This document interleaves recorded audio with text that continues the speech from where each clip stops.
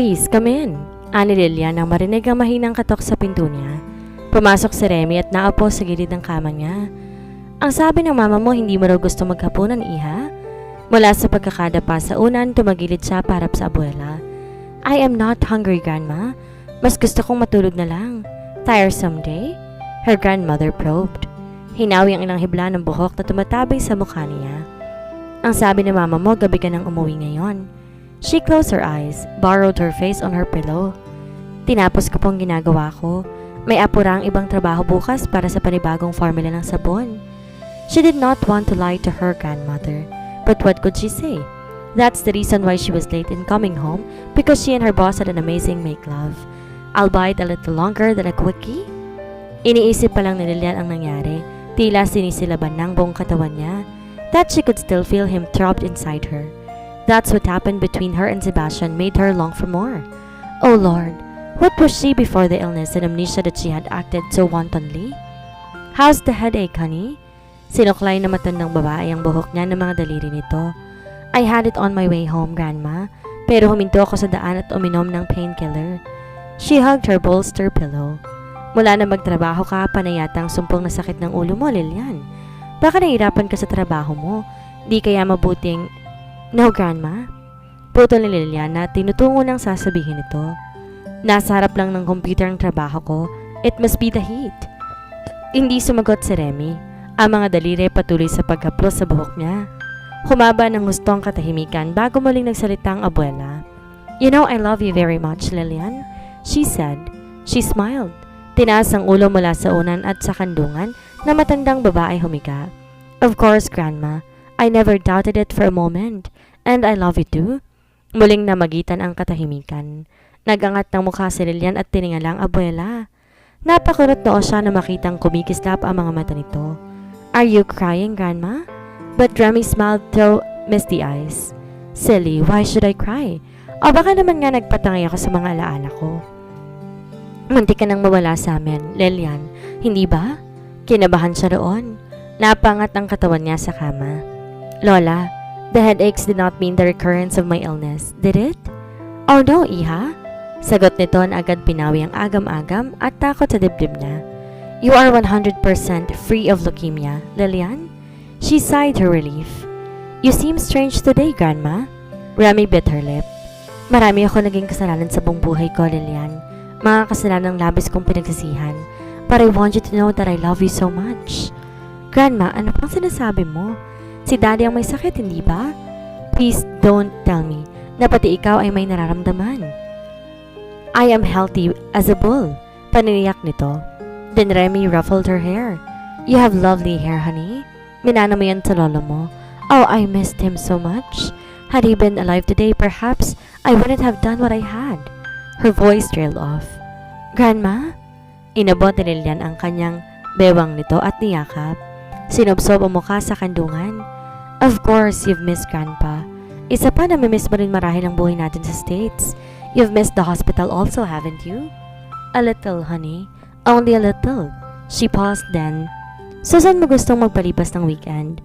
Sa Puerto Azul o sa Puerto Galera? Natigilan si Lilian. Nakalimutan niyang nakasanayan nilang yon sa kauna-unahang pagkakataon. Napabangon siya bigla. Nitong nakarang weekend sa nagtungo sila sa beach ng San Marcelino sa Infanta, nahapo ang daddy niya. Linggo rin kasi nagaya na siyang umuwi dahil may pasok siya ng Lunes. Si Daddy, Grandma, baka hindi niya kayang mahabang biyahe. Ang daddy mo mismo ang may gustong umalis tayo, iha. Alam mo naman ay inip siya sa bahay. He's always looking forward to our weekend outings. Okay. Pero siguro doon sa hindi na lang masyadong malayo, Grandma. How about Puerto Azul? Puerto Azul it is. Tumayo na ito at gumiti. Papapasukin ko si Simang at utusan mong mag-empake kung ganyang napapagod ka. Aalis tayo bukas sa madaling araw. Tumango si Lilian at muling humiga, niyakap ang unan. Her thoughts went back to Sebastian. Naluloka na marahil siya dahil nadarama pa rin niya sa kaibuturang bahagi ng katawan niya si Sebastian. At napasinghap siya na maramdaman ang pagdaloy ng init mula sa katawan niya, pababa sa tiyan niya sa naisip. Lunes. Sinasamyo ni Topper de Sena, a man in his early 50s, ang new formulated scent na dinala ni Lilian dito para hingay ng approval nito. Yun ang scent na ilalagay nila sa bagong sabong ilalabas sa market, ang Pollen Bee Anti-Aging and Whitening Soap. This is good, Lillian. Thank you, sir. Nasisiyahang sagot niya. May palagay akong dapat na mag-ingat ang wealthy ko at baka maamoy ka ng kalabang malalaking kumpanya. Mawala ka sa amin, Lillian. Anito habang nilalagay ang pirma sa papel kasama ng botelya. Kumikislap ang mata nito sa pangiti. She had no answer to that, but she was thoroughly pleased. Binigay ni Toffer de Sena ang papel sa kanya. Nakaisiba siya ng final approval, pero natitiyak kung wala tayong magiging problema. And keep up the good work, Lillian. Malayo ang mararating mo sa kumpanyang ito. Thank you, sir. Tumalikod na si Lillian upang bumalik sa pwesto at bahala na si Jem ang magdala kay Sebastian sa itaas ng approval paper. Bagaman gano'n na lang ang pagnanais niyang makita itong muli, hindi pa niya kayang harapin to matapos sa nangyari sa kanila nitong nakarang Biyernes. My God, what would they say to each other? Paano kung ang nangyari sa kanila ay isa lamang sa one-time fling ni Sebastian at sadyang nadala lang ng pananabik sa namayapang asawa? Hello, Miss Beautiful. Tumingin ka naman. Napalingon si Lillian sa opisina ni Chris. Naroon to sa likod ng mesa at sa harap ay mga ginagawa. She grinned at him. Oh, hi, Chris. Wala siyang bala kuminto pero agad tong tumayo. How's your weekend? The usual. Please come in, and by the way, what is the usual? Bukod sa hindi naman mahirap hulaan dahil namumula ang balat mo. He teased. Tinignan ni Lillian ang relo sa braso. 4:00 pa lang naman. Pinasya niyang pagbigyan ito at pumasok sa loob ng opisina. We always spend weekends at the beach. Nakasanayan na ng pamilya ko yan. Her voice trailed off. May natutunan ang mga mata niya sa hindi kalayuan sa computer nito. Humakbang siya papalapit. Your family? Nilingan ni Chris ang tinitingnan niya. Isa yung family photo ng pamilya Robredo na nakakwadro. Yup, ang mga magulang ko nasa likuran. Then the one on the left was Robin, the geologist and the eldest.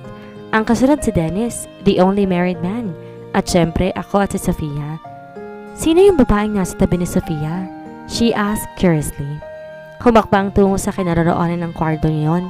Tiniyuko at tiningnan. Sumunod si Chris. That's my sister-in-law, Chloe, Robin's wife. Kinda pretty, isn't she? My brother is obsessed with his wife. They have a little girl now. Isang tawa ang pinakawalan nito. Chloe, yes, she's pretty, she said thoughtfully. Pagkaway tinuwid ni Lillian ang katawan at tumarap. Dahil nasa likod niya si Chris na bahagyaring nakayoko sa kwadro, hindi sinasadyang bumabaga ang mukha niya sa mukha nito.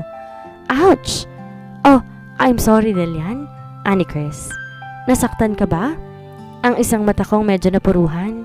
Aniya habang hawak ang isang mata. Let me see. Ani Chris at tinawakan ang bahagi ng mukha niyang nasaktan. Ginagawa niyo ba to sa oras ng kumpanya? Gumagundong ang tingin ni Sebastian mula sa may pinto. Tila mga batang nahuling dumudukot ng candy sa candy jar ang dalawa na iglap na naglayo. Sebastian, Chris acknowledged. I believe things like petting should be done in private. Napasinghap si Lillian sa akusasyon. You have a sewer mind, Sebastian. If you think, you don't know what I think, Chris. He growled. Pagkatapos ay inilipat ang nagniningas ng mga mata kay Lillian na hindi malaman ko ano ba ang sasabihin. Gusto kitang makausap sa itaas, Lillian. Wika ni Sebastian. Total sabi ni Topper may paaprubahan akong soap scent. Pagkasabi noon, mabilis tong tumaligod. Napaungol si Lillian at napaupo sa swivel chair ni Chris. Don't worry, I will explain what happened to him. No, Chris, it's okay. Kay bilis niyang husgahan na nakita nang di malang nagtatanong. Wala akong pakialam sa iniisip niya. Pupunta ako sa itaas dahil kailangan kong pirma niya sa trabaho ko. Lillian, I believe the big boss is simply jealous. Napatitig si Lillian dito. Sinabi sa akin ni Sofia na ang namatay na asawa ni Sebastian. Kilala ni Sofia ang asawa ni Sebastian? They had met once. Napayuko siya. So maraming taong nakakaalam na kahawig niyang namayapang asawa ni Sebastian. Maraming babae ang umaasang papansinin sila ni Sebastian, Lillian. I won't blame you. You should find him very attractive, but don't let him use you. Huwag mong pahintulutang gawin kayang extension ng dating asawa niya. She looked away. Hindi niya gustong makita ang guilt sa mga mata niya. Ang nangyari sa kanya na nakalipas na Biyernes nakatatak pa sa isip niya. Sa 2 araw na magkasama silang magpamilya sa Puerto Azul, sa Sebastian ang laman ng isip niya. Kahit mga magulang niya na po na ang kakaibang kinikilos niya. "Hey honey," tawag ng daddy niya. "Why don't you take a swim? At this time of the day, the water is warm." Wala sa pagkakaupo sa buhanginan, nilinga ni Lilian ang ama. Dahan-dahan ang mga hakbang nito tungo sa kanya gamit ang baston. Kasunod nito ang nurse. "Sit here with me, Dad." Inintay niya itong makalapit at pareho nilang inalalayan ang nurse na makaupo ito sa tabi niya. Sinenyasan nitong nurse na iwan sila, sa sumunod naman bagaman di naman to lumayo ng lubusan. "Ilang araw ko nang napupunang ganyan ka, iha?" Komento ni Nicholas. Laging nakatitig sa kawalan, kung hindi man lang laging nakakulong sa silid. Pinagsasilosan ko ang lalaking umuuko pa sa atensyon ng anak ko. "Dad!" Her father laughed. A hearty laugh. One of those due times since his health has deteriorated. "You are in love, honey. Don't lie to your old man." Inihilig ni Lilian ang ulo sa balikat nito.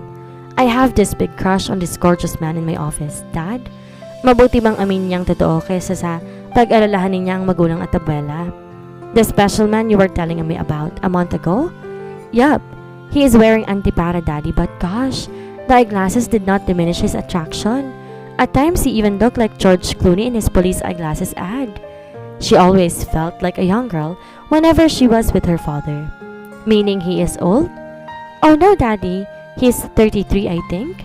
She shrugged. "So, when will I have the chance to meet this lucky man?" "Oh, just wait." Sinamahan niya yun ng tawa. Pagkaway sumeryoso, tinitigan ng ama. "Dad?" Pinasya ni Lilian na yun na ang tamang pagkakataon para malaman niyang nagka-boyfriend na siya. "Hindi man lang ako nagkaroon ng love interest bago ako magkasakit." "Not that we knew of," ani Nicholas. "There were plenty of love letters from your high school days. Nakita mo yun sa souvenir box mo, hindi ba? You were 17, Lilian, when leukemia had started to affect your health." The horror of those times were visible in Nicholas' voice. Tinigal ni Lilian ang pag-uusisa. Di niya gustong ipaalala pa sa ama ang nangyaring pagkakarating niya sa ospital. Pero pinanlulumo lang siya ng sagot nito. When had been the time when she had her first sexual experience? Kailan yon sa pagitan ng parot parito niya sa ospital, malibang nangyari yon nung high school siya? Kinawit niyang braso nito at muling inihilig ang ulo sa balikat nito. "Dad, again?" Nicholas' voice was amused. "Were we disclosed before my amnesia?" Then she added quickly when her father took a moment to answer. "Of course, you are my father and I love you, but I feel as if I hunger to your closeness all the time. Kayo ni mommy at ni grandma, didn't you notice it? I feel like a kid. Minsan gusto kong isipin na suffocate na kayo kina mommy sa akin." "Nasusuffocate? That's ridiculous, honey." Her father filled his lungs with salty sea air. "But to answer your first question, how shall I say this?" Nicholas seemed to grope for words. "Shall we say, you are sweeter after you recovered from your illness? And I love that, Lilian. I am even glad that you haven't found a man yet since your recovery, because I am greedy and a jealous father. Gusto kong samantalahin ng pagkakataong akin ka hanggang sa..." His voice trailed off, then he shrugged his shoulders. May malaking bagay na tila bumikig sa lalamunan niya. How come, when she was happy, loneliness seemed to creep in? "Hey! Wag mong pakadibdibin na nangyari. Sebastian's bark is worse than his bite." A humorless smile cracked her lips. Dinampot ni Lilian ang maliit na botelya ng scent at may kasamang papel nito. "I'd rather bring this upstairs, Chris." Bago patuloy ang sumabog ang galit ni Mr. Fernandez sa akin. "Come in, Lilian." Ani Sebastian nang sumungaw siya sa pinto. Nakatayo ito sa gilid ng mesa na tila sadyang hinihintay ang pagpanhik niya. Nasa loob na siya ng silid nang pindutin ni Sebastian ang intercom. "Hey Nelly, hold all my calls and no visitors, please." "I am not available." He switched the intercom off and stared at her with emotionless eyes. Walang kibong inilapag ni Lilian sa ibabaw ng mesa nito ang botelya ng scent kasama ang office approval form. "Babalikan ko na lang ang papel." Ano mang resulta, aniya takmang tatalikod, but Sebastian moved swiftly. Nasa harap niya na ito bago pa siya makahuma. "Don't play dumb, Lilian," he said grimly. "Narinig mo lang sinabi ko sa sekretarya ko."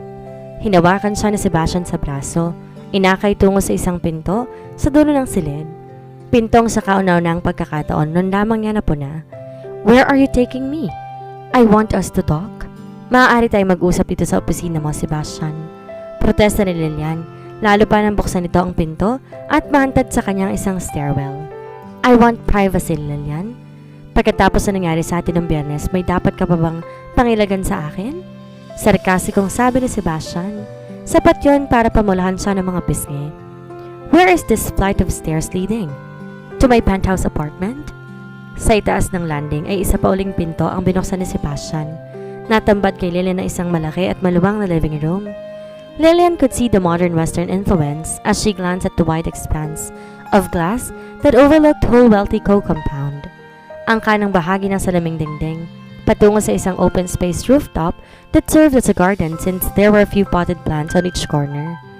Bililik niyang paningin sa loob ng apartment. Ang una nakakuha ng atensyon niya ay ang isang malaking seascape painting na kwadro. Kung ang pagbabasihan ay ang katayuan ni Sebastian sa buhay, napaka-ordinary ng painting, ni hindi kilala ang pangalan ng may likha sa ibaba. Wordlessly, she walked towards the painting. Sa malapitan, nakita niyang sa ibabaw ng malaking bato, nakatalikod na isang lalaki at nakatanaw sa karagatan. She realized it was a seascape painting of devastating loneliness, at napahugot siya ng hininga nang maramdamang gusto niyang umiyak sa kalungkutang ibinabadya ng larawan. You find that cheap and ordinary? Umiling siya pero hindi lumingon. Naramdaman niyang nasa likod niya si Sebastian. Wala akong alam pagdating sa art, Sebastian. I am more comfortable with formulas and numbers. But I find this painting unusual for someone like you. What made it unusual, Lilian? She shrugged. Still, she did not turn. Loneliness, I suppose? You suppose correctly. Wika nito. Na makita ko yan sa isang exhibit sa mall. Naroon agad ang pagnais kong bilhin yan. Maraming alaala sa akin ng tabing dagat. Masasayang alaala. And yet when I saw that painting, it reflected my inner feelings. She knew why. Ang namayapa na naman itong asawa ang sanhi ng kalungkutang iyon. Marahil tabing dagat nito na kilalang asawa. Whatever, she had no wish of discussing another woman to this man, dead or otherwise. Why exactly did you bring me up here, Sebastian? Kalmadong tanong ni Lilian. For one, gusto kong hingin ng paliwanag mo sa datatan ko sa ibaba. Sa inyo ni Chris? The deep masculine voice was curiously devoid of intonation, almost weary sounding. Wala akong dapat ipaliwanag sa'yo. Gumagawa ka ng sarili mong konklusyon at wala kang karapatang akusahan kami ni Chris nang base lang sa gusto mong paniwalaan. Inabutan ko siya sa isang hindi magandang tagpo, Lilian. He was about to kiss you. Don't be ridiculous. She snapped back. Unti-unti na ring umaahon ang galit ni Lilian. Ano bang palagay mo sa akin? Do I look like a promiscuous woman? Pagkatapos ng nangyari sa atin ng Biyernes, eto, may ibang lalaki na naman akong gustong balingan ng pansin? Tinitigan siya nito at naningkit ang mga mata pagkatapos humakbang tungo sa sofa at naupo roon. Siguro sa bahagi mo, walang dapat pag-isipan, pero hindi kay Chris. Nagbuka si Lilian ng bibig para sabihin dito na lalang walang dapat ipaghinala kay Chris. Pero mabilis nitong dinugtungan na sinabi, He is attracted to you, Lilian. Huwag kang magkakaila. Bakit ko ipagkakaila? Gayong sinabi mismo ni Chris sa akin ang damdamin niya. Sebastian muttered under his breath. At sasabihin mo sa akin ako lang ang nagbigay ng kahulugan sa nakita ko? This is getting us nowhere. Wala kaming ginagawang masama ni Chris. It's up to you if you don't want to believe it. Wouldn't it be so easy if you just tell me what happened? No. Pagmamatigas niya. Wala akong obligasyong magpaliwanag sa'yo, not even as your fiancé. Her eyes flew to him. Mula sa bulsa ng slacks may kinuha ito, isang asul na kaheta at nilapag sa coffee table. I went to your house Saturday night. Ang sabi ng houseboy, umalis kayo mag-alak tuwing weekends. Nagpunta ka sa amin? She was genuinely surprised. Napahakbang patungo sa sofa na nasa kanang bahagi nito at wala sa loob na naupo. Why? To meet your parents and to give you that? Inginuso ni Sebastian ang kaheta sa coffee table at pagkatapos, iniusog malapit sa kanya. Mahanghang nakayuko siya sa kaheta. Hindi mahirap hulaan kung ano nga ba ang laman noon. Still, she was flabbergasted. Please, buksan mo, Lilian. She took the small box gingerly. Dahan-dahang binuksan iyon. Napahugot siya ng hininga ng matambad sa kanya ang isang white gold engagement ring. The perfect cut Marquise diamond. She guessed was 3 carat. Ang kinang tila gusto siyang tilawin.